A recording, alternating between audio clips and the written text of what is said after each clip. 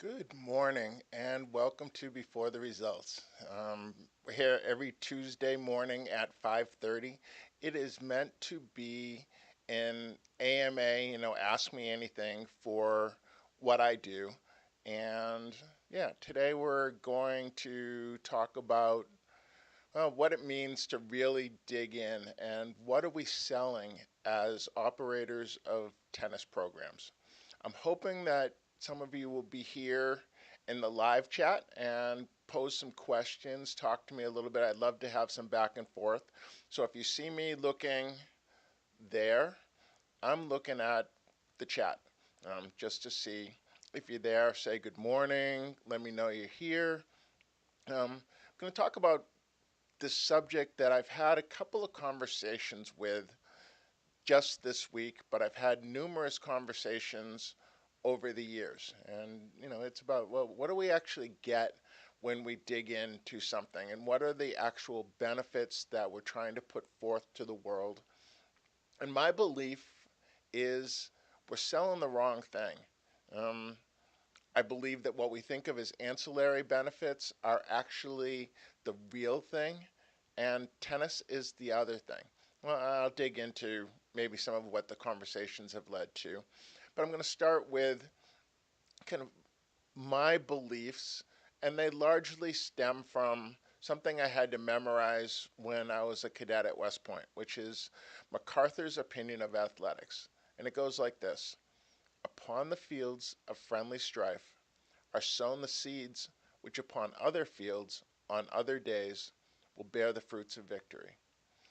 If you've been around me at all, you know it, and that ends up in my writings. It ends up being said by me. Something I cling to. I think that sports are amazing for the things that we learn, but I think that sports are not that consequential. Um, Maybe it's because I've never coached somebody who was actually contending in the quarterfinals of a Grand Slam. I deal in junior tennis, right? I think that if you're watching this, you're undoubtedly in the world of junior tennis. Now, am I saying we shouldn't be giving people kids the opportunity to compete at that level if they have that level of desire and talent? Absolutely not. I think that these other lessons that I think we should be selling are best learned when we're digging in.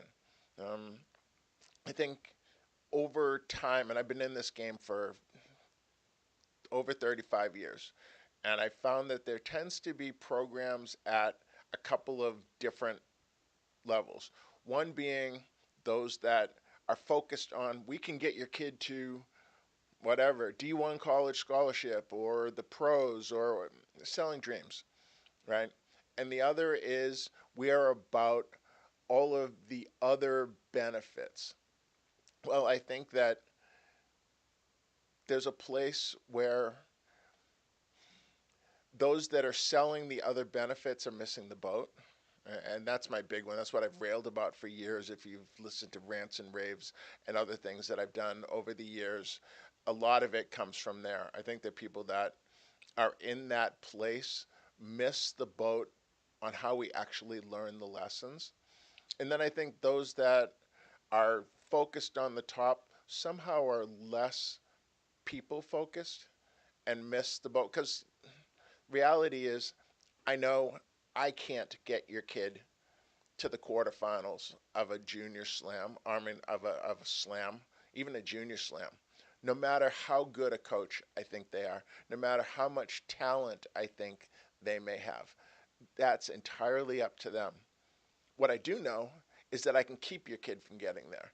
And that's about the easiest thing in the world to do. All I need to do is not care, not push, believe that that's not important or that's not possible, and it becomes a self-fulfilling proposition or self-fulfilling prophecy, right? So I've got to treat it as if that might be a possibility. But the real benefit is what you walk away with at the end of the day. So those time management, task prioritization, sacrifice, all of those other skills um, conflict resolution. Those are the things that you're going to take with you, that you will carry with you for your life. And that is much more important. Much, much, much, much, much more important. But at the same time, I believe the only way we truly learn those lessons, the lessons of how do we find where our constraints are and how do we move past those hard places, is if we try to get as far as we can get all the time. So I'm a huge believer in pushing hard towards a big, ridiculously big goal, right? I was going to use the Jim Collins big, hairy, audacious goal thing. Um, it's important. So I think I've had a couple of conversations that I said earlier this week about it with people I respect within the industry, and I've been told, at least in one case, that parents don't buy that. Parents are trying to keep up with the Joneses. They want trophies, right? That's what they're buying when they buy a program, they buy lessons, that's what they're looking for. They're looking for more trophies. They're looking for prestige within their peer group saying, my kid is better than. And so that's what they're chasing the whole time. Um, I think they're only chasing that because that's what they get sold, right? I guess maybe I'm a Steve Jobs Apple fan where people don't know what they want. Um, I'm fortunate that I spend time over the last 7 years at Austin Tennis Academy. And a couple years ago, Coach Newman, the owner, Jack Newman, said, take a look and see where ATA is relative to the other big tennis programs. And so I looked on YouTube and I said, okay, give me videos about ATA, and I wanted ones that I didn't personally create because there are some of those too. And I found out that there were a couple of videos where ATA was listed as one of the top 10 tennis programs in the country. And it was number 10 in both, right? But what was the difference between ATA and all the others? Well, it was really simple. All the other programs talked about the pros that they had created. And so they were all about selling the dream. And ATA, none of the talk was about that. It was all about community. It was all about the other things you get when you go to Austin Tennis Academy. Is the tennis high level? Absolutely. Do the coaches care? Yes, sir. If you are trying to get your kid to a high level, well, ATA is a place to go, and their academics are stellar, right? They created their own private school, Austin Tennis Academy College Prep, just because there was a time when particularly kids like Josh Hager, who ended up at Notre Dame, and some others, needed to have more time away than the public schools would allow them because they were pursuing it. They were traveling internationally. Um, and they needed an academic environment which was conducive to moving on to the highest levels. And that exists to this very day. So if you follow ATA social media at all, you'll know that William McEwen has been having great success. He won the boys 18 indoors, I'm sorry, 18 winter national doubles, boys 18s, and he's been traveling internationally. He's ended up in the finals of a couple of J200s recently. And so he's traveling a lot. Are his academics suffering? Absolutely not. He is, um, he's verbally made that decision that he's going to attend Harvard in the fall. Well, that's pretty darn good, right? We're talking James Blake kinds of things. So, tennis, really high level, and academics, really high level. That's possible. How do we achieve that? Well, I think we achieve it by stop talking about just tennis or just recreation. I see those programs that are all about the social benefits, and unfortunately most of them are geared towards at-risk children. So we're promoting tennis as a way out. um, what's the tennis look like, right? So we're giving kids something to do during the hours of 4 to 7 when the devil runs free and kids get in trouble. But these kids are in a structured activity and they're learning all of these other lessons. They're not necessarily learning tennis at the highest level. As I go around and I visit these programs over my entire career, I look and I say, why is the tennis like this? Why isn't the tennis up here? Why aren't we showing kids the possibility of what happens when you dig in, and how do I learn those lessons? Because I think very rarely do those kids hit bottlenecks which are anything other than the program that they're involved in doesn't give them the opportunity to push to the highest level. So how do we create that?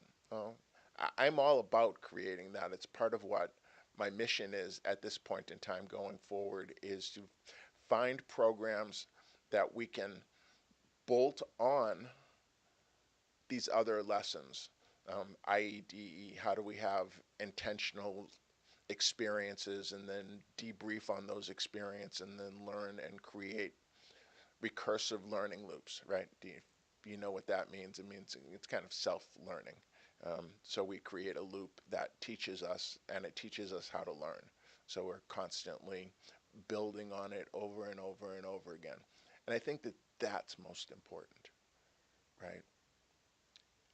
I'm certainly an advocate of high level tennis, right? I look and I say, well, what's my most proud accomplishment? Well, I've done a lot of things in tennis, but I believe my proudest accomplishment is having taken a young lady from hitting her very first ball at age 7 to winning a gold ball, right? So the highest level of USTA junior tennis. And so having done it that whole way through, well, that young lady also went on to become captain of her team at Yale. So academics didn't suffer along the way. I think about my very first student when I got to Charlotte, North Carolina, and Teresa Wang. And Teresa, very good, had never left the state of North Carolina to play a tournament when I started working with her. I remember we went to Augusta, Georgia, and she was like a deer in headlights. We showed up at 7 in the morning to get a warm-up court, and the lights were on, and every court was full, and the balls were banging back and forth. And she was like, wow, this is what people do?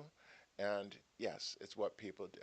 And so she went from never having left North Carolina to being, I believe Teresa was top 80 in the country in girls 18s as a second year 16. And so the only thing from there to push forward for was kind of the highest level. Yet her parents said, if you ever go play pro tennis before you graduate from college, and I believe they also said med school, you're going to have to pay us back every penny that we've ever put into this. And that was them saying this was about something more. And sure enough, Teresa ended up as valedictorian, right? So #1 in her class in an IB program in Charlotte, North Carolina, which had over 500 kids in it. And she matriculated to not where her tennis could take her at that point in time, because tennis would have been a little too tough where she wanted to go to school. So she went to the same school as Steph Curry, um, Davidson College, and she was, I believe Steph went to Davidson, um, but she went there, played college tennis, and then went on to her dream school, which was Duke University. And so she went and she got her doctorate, or her MD, sorry, from Duke, and then went on and matched at UPenn, and has had a great medical career. Well, that came from digging in, of us not compromising on anything. She was responsible for her own academics, but She learned a lot of lessons through tennis. Teresa actually had two notebooks that she kept, and one was everything that she learned during drills, during privates, and so she could coach herself during practice. I'm sorry, during tournaments. She could break out her notebook and say, okay, my slice isn't working. Here's what happens. And so she could go in and look and say, okay, so when my slice is floating, I'm generally doing this. Having learned those lessons in practice, she could make adjustments in real time. Her other notebook was every match that she played. And so she had a page for each match, what her intentions were, what she actually came away with, what her notes were that she could use in the future for the player that she was playing against. And I remember one time it came into play. We were at a tournament, and one of the other girls in our academy, Lasako Yamauchi, was going to play someone Teresa had previously played. And so Lisa asked Teresa, how does this girl play? And Teresa said A, B, C, and D. And then she said, when I get back to the hotel, I will look at my book and give you more specifics. Well, lo and behold, Teresa goes back, looks at her book on the girl, and calls Lisa and says, what I told you, totally discard it. That isn't what it was at all. Here's what my notes actually said. Well, huge thing of understanding that memory isn't necessarily good, but Teresa created a system for herself where I believe she could have written a book on my coaching methodologies, which would have been a bestseller, or at least I would have bought all the copies and distributed them for free. Why? Because it mattered. We were digging in. We wanted to see where could we get to, um, and that was important. Not every program is like that. Not every program has some kind of recursive learning system.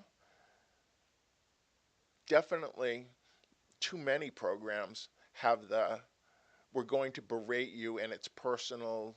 We're going to chastise you when you don't win, when you fall on your face, and kids are going to be left with diminished self esteem because they believe they are constantly being judged. And that's one of the keys that you take away from this journey when done well. One of the ancillary benefits is we remove that personal judgment from things short of ultimate success, and it enables us to be clear headed as we look and we make adjustments and we move forward.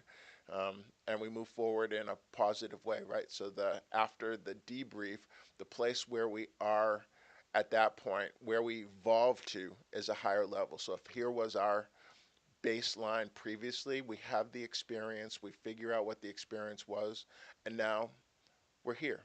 We move up. Where for so many kids, they have the experience, they don't debrief, they're left to maybe just a simple car ride where somebody's upset that they didn't win, they choked away something. And so instead of figuring out, well, why did that happen and how do I train it so it doesn't happen as much or ever going forward, it's a oh my goodness, I can't believe we spend so much money on this to get that.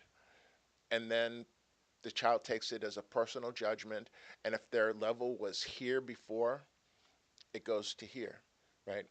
I can't tell you how many kids I've seen over time who have come off the court after having lost a tiebreaker that decided the match and said things like, I haven't won a tiebreaker in some length of time. I've even had kids say it when we're in that split set situation and they're getting coached by me and they're talking about they're not going to win because they haven't won, and it's a personal thing.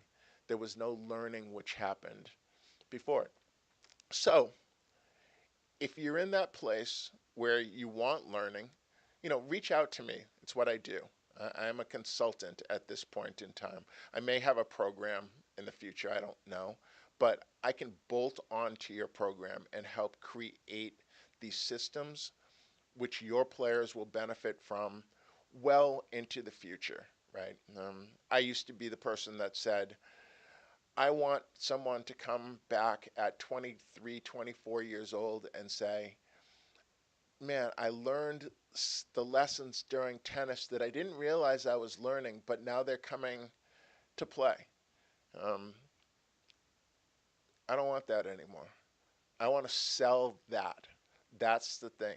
But again, that's only learned by trying to chase where it is that it's possible for any player to go, right? I'm a clear headed as can be about a donkey might be the fastest donkey in the world, but it's never going to run in the Kentucky Derby. We can train it alongside thoroughbreds. It can believe it is a thoroughbred, but genetically, it doesn't have what it takes to run with the best thoroughbreds in the world. But that's okay because we're not training kids to play Wimbledon, to play the US Open, to play until they actually are, right? If they reach that place, then that is absolutely the focus. What we're training them for is to learn the lessons of how do I overcome obstacles, how do I set goals which enable me to be as good as I can possibly be so that I can come out on top against the very best people that I would ever be able to, right? And then when I don't, well, it's not a personal judgment that I place upon myself that I allow my coach to place upon me, and I can have that conversation after a match where I have a 7 minute conversation with my coach by phone because he wasn't there, she wasn't there.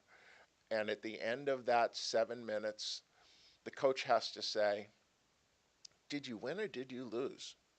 Because you were so, I don't want to use the phrase, well, I'm going to use the phrase dispassionate, but you were learning. Um, you didn't have to wallow for too long. Your mental toughness didn't break down to the place where just, I can never talk about this. You were resilient enough, or you didn't, your fortitude was such that you didn't wallow too deep into the mud.